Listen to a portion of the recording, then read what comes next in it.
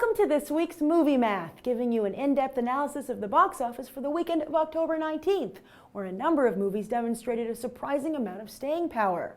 Because of that, though, even though the box office was up 12% from last year, it wasn't because of a powerhouse debut like the last few weeks. Instead, Paranormal Activity 4 debuted with the lowest wide opening for the franchise yet. But that doesn't mean Paramount is about to hit stop record either.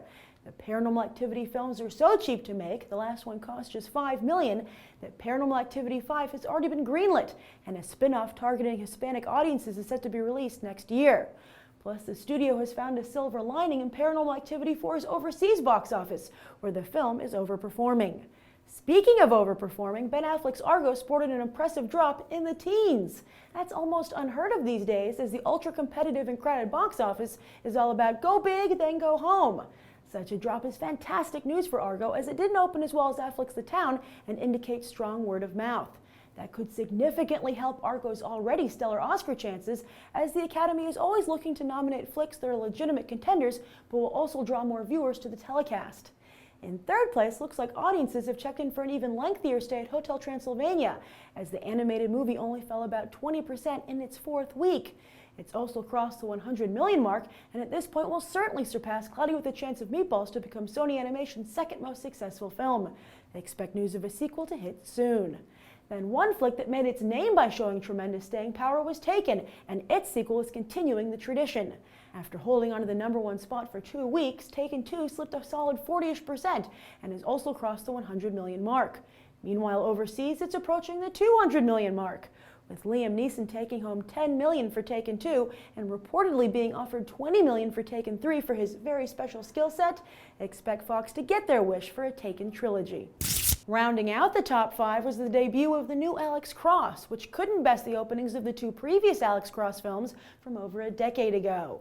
This is an opening that would be an embarrassment for Tyler Perry's own brand, so you can imagine that Summit Entertainment and QED International are most likely second-guessing their decision to go with Perry over Idris Elba.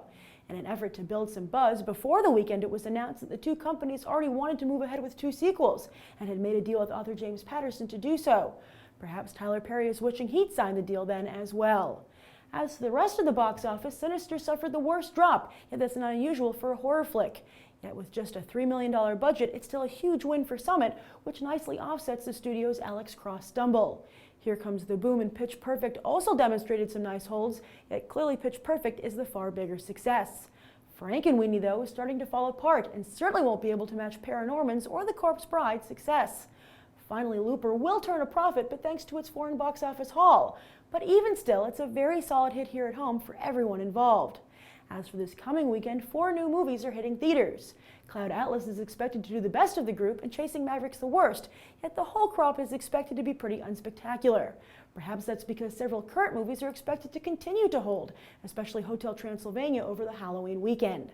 Have you seen Hotel Transylvania, Argo, or Taken 2 yet? If not, do you think their impressive staying power might inspire you to check them out?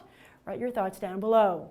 And that's the weekend box office. I'm Grace Randolph, and we just did some movie math. As always, thanks for watching, and I hope you'll go beyond the trailer for these other top movies.